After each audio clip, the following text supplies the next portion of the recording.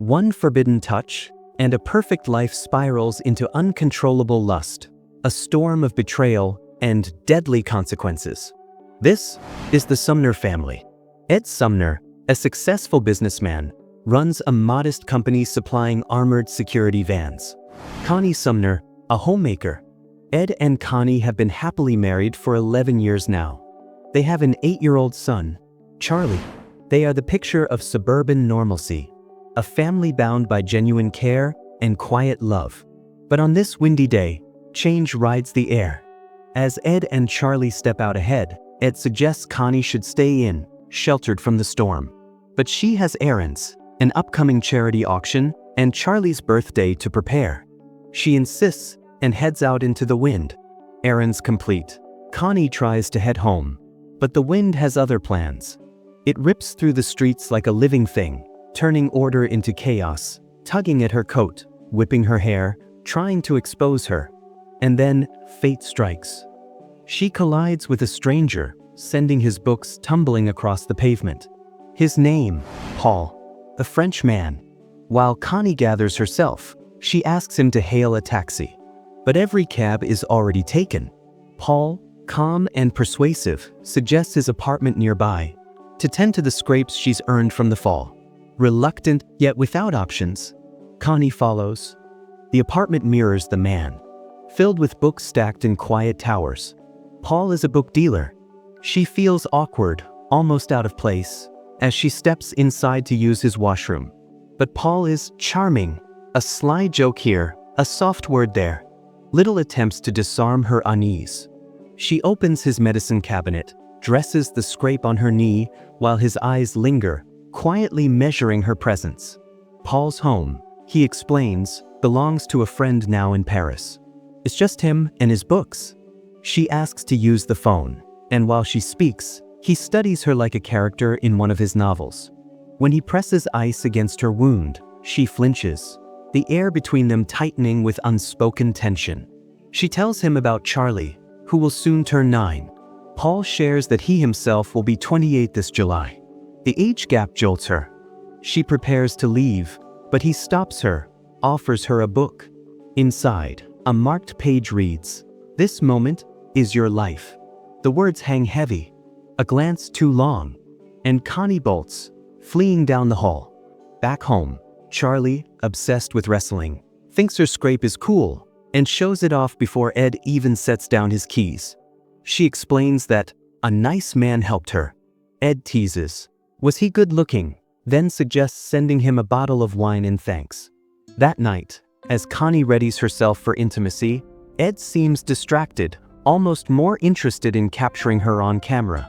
When he finally reaches for her, their moment is broken by Charlie, demanding attention. The next morning, with Ed and Charlie gone, Connie lingers over the book Paul gave her. Inside, a phone number. She takes it to a public phone, hesitating, breath caught between want and caution. And then, she dials. Paul's voice invites her up for coffee. The climb to his apartment is long, but his welcome is warm, almost teasing. He tests her French, her laughter masking the tension pulling them closer. She says she can't stay long. He takes her hands, guiding them over Braille. The intimacy is electric, too much. She flees once more. Driving straight to Ed's office, she surprises him, claiming she came to meet Bob about the school auction. She buys him a gift, but Ed is buried in work. Later, at home, as they wash the dishes, her mind drifts, not to her husband, but to a stranger's touch. The next day, she returns, carrying muffins as an excuse. Music fills the air. She likes it. Paul asks her to dance. In his arms, she asks, "How many women have you had?" "2, he says, but she doesn't believe him. The record skips, snapping her from the moment. She insists this is wrong. Paul disagrees, says, "There's no such thing as a mistake, only what you do and what you don't." She flees again, but she forgets her coat. Paul grabs her, leads her to his bedroom. What follows is slow, deliberate, consuming. Her meek resistance melts under his touch. Her body trembles, yielding to a passion she had not planned and cannot undo. On the train home, Guilt clings to her like a second skin. No amount of cleaning can scrub away what she's done. At the station, Ed runs into Bob and jokes about Connie squeezing him for auction donations. But when Bob says he hasn't seen her, hasn't even been in town, Ed is left quietly puzzled. That evening, he asks her plainly, "Do you love me?" Her laugh is dismissive, almost wounded. "Of course I do. Why would you even ask that?" she says. Days blur into weeks. Connie lives two lives. At home, devoted wife, doting mother. In secret, a woman reborn in stolen afternoons. Paul pushes boundaries. While she sleeps after their lovemaking, he draws a small tattoo on her belly. He takes her out to a restaurant, touching her in public. She resists, then gives in. They are seen by Bill Stone, one of Ed's employees, his face freezing in shock at the sight of his boss's wife with another man. That night, soaking in the tub, Connie plays one of Paul's favorite songs and notices the tattoo. She scrambles to wipe it away as Ed walks in. He joins her in the bath, reaching for her, but she pulls away, claiming she's cold, and leaves the room. The next morning, she turns down his offer for lunch, saying she has a fundraiser. When Ed suggests moving it earlier, she claims a salon appointment instead. The small lies are stacking, and Ed is starting to see the cracks. At work, Ed dials the salon she had named. The receptionist said, "No appointment for Connie." His quiet suspicions solidify. Meanwhile, Connie, en route to Paul, is intercepted by friends. Laughter, chatter, and the gentle pressure to join them for coffee. She calls Paul, tells him to wait, but instead, he comes to her. Their eyes lock across the table. In the washroom, heat, urgency, a stolen moment, dangerous and raw. When they return, her friends gush over Paul. One leans in, voice low, a warning born of experience. Later, in Paul's apartment, Connie tries to speak of the risk, the danger of what they're doing. But Paul cuts through her words, his gaze heavy. She says, her thoughts circle him endlessly, even when she wishes they wouldn't.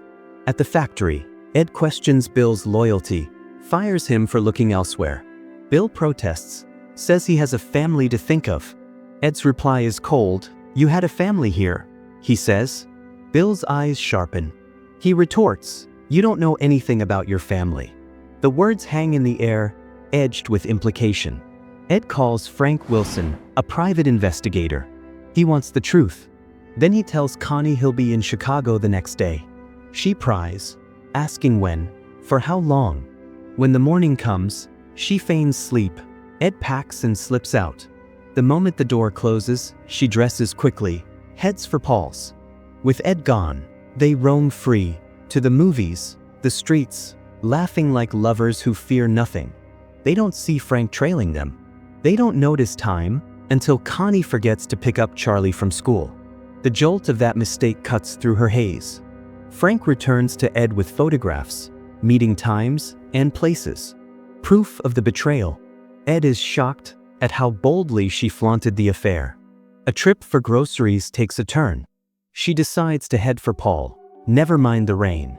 Through streaked glass, she spots him with another woman, stepping into a bookshop. She parks, heart pounding, and runs inside. Between the shelves, she sees them, laughing, leaning close. A picture of intimacy. No words, just a sudden shove of emotion. She attacks him, startling everyone. Later, in his apartment, Paul insists the woman is just a friend. Connie declares it's over. But his touch, his voice, she's powerless. Once again, she gives in. Ed stands outside Paul's building, looking up. From the window, Paul sees him. But as he turns, Connie walks out of the building. Ed enters, knocks on his door. "I'm Ed, Connie's husband," he says. Paul offers a drink. The questions start, calm, unnervingly so. How they met, where they meet, does she like it here? Ed's tone is almost polite, until he mentions the 11 years of marriage, the son they share. Paul remains cool, even mocking, offering a refill. Then, a casual remark. She told him it was Ed's idea to move to the suburbs. The knife turns. They've talked about him. Ed's eyes drift to the bed and the snow globe music box he once gave Connie. Breathing hard now, he says he feels unwell. And then, in a sudden blur, he smashes Paul's head with the snow globe, again and again. The sound stops. Paul is gone. Panic floods in. He considers the police, then he doesn't. As he cleans, the phone rings, Connie's voice on the machine. She's ending it, for her family's sake.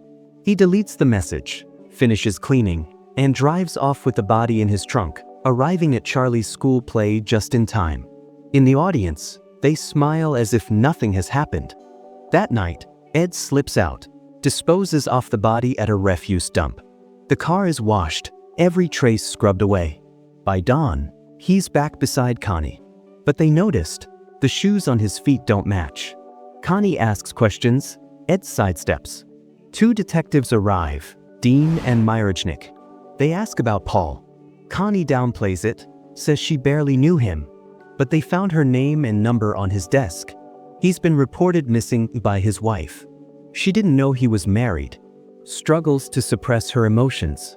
Later, at a restaurant, Charlie casually mentions to Ed that the police came. Connie brushes it off. They were asking about a missing person. Someone Ed wouldn't know. When Ed presses, she says she only bought a book from him recently. Days later, while their whole family gather for a meal, Paul's body is found elsewhere. The police return, their presence heavy. Connie fights to mask her reaction. She lies about when she last saw him, and to her surprise, Ed backs the lie. When her discomfort grows, Ed steps in, cutting off further questioning. Later, while dropping off laundry, Connie reaches into Ed's coat pocket and freezes. Photographs, their escapade, proof that Ed knew, proof that he lied, just as she had. And now, a chilling thought, perhaps he had something to do with Paul's death. Perhaps that's why he backed her lie to the police. That evening, friends gather for dinner. Laughter, wine, the casual talk of long acquaintances. Admiring the snow globe collection, Connie's eyes catch one, the one she had gifted Paul. There it sits, back among the others. Ed sees her see it. In that shared glance, the truth is laid bare. When the guests leave, the house falls silent. She asks if Ed did it. Ed doesn't answer directly. Instead, he asks her what she did. After everything he'd done for the family, why she would throw it all away for a kid. His voice hardens. If I could, I would have killed you instead. Shocked, afraid, she turns and leaves the room. The next day is quiet, somber. Ed plays the piano with Charlie. Connie flips through old photographs, a frozen gallery of better days. Then, inside the snow globe, the murder weapon, she finds a folded note. To be opened on our 25th anniversary. It reads, "You are the best part of my everyday." Her eyes fall. She makes her choice, not to turn him in. The photographs burn. Ash drifts upward, carrying secrets with it. Ed speaks quietly. He wants to turn himself in. She says no. They will face it together, whatever it is. The long-awaited auction arrives. They dance. But beneath the movement, they are hollow, fractured. Driving home, Ed stopped near a police station. Connie suggests they disappear. Leave everything. Go to South America. They imagine it. The sun, the ocean, the escape. Ed sits there, silent, staring ahead. We are left with only questions. Will they run, or will they face the weight of what they've done? The accident didn't just derail her life. It thrusts her into a storm of desire she had never known. The allure of the forbidden was intoxicating, a drug she couldn't refuse. But passion has a cruel way of demanding payment. Paul paid the ultimate price. Thank you for watching. If you enjoyed this video, please like and subscribe to the channel for more videos like this.